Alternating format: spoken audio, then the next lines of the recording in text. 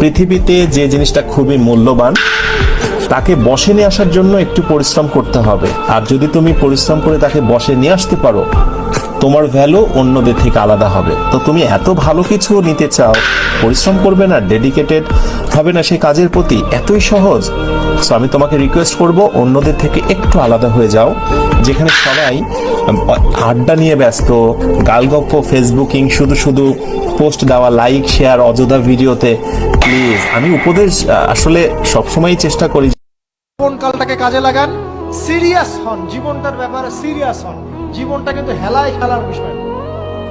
একবার চলে গেলে, একবার মৌত হয়ে গেলে কান্নাকাটি কোটি কোটি বছর করলে আল্লাহ পাক আর দ্বিতীয়বার পৃথিবীতে ফিরাই দিবেন।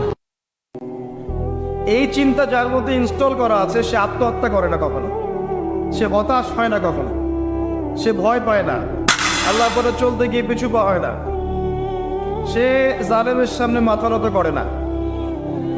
যার মাথায় এই চিন্তা আছে যে আল্লাহ যা লিখেছেন এটা হবে, আপনার তাকদিরে আল্লাহর প্রতি ভরসা রাখেন। আল্লাহ পাকের কাছে যা চাবেন ইনশাআল্লাহ পাবেন। আল্লাহর প্রতি যে ধারণা রাখবেন আল্লাহ তেমনই হবেন ইনশাআল্লাহ। কেউ যদি ধারণা রাখে আল্লাহ আমার সাথে নাই, আল্লাহ আমাকে দিবে না, আল্লাহ তার সাথে থাকবেন।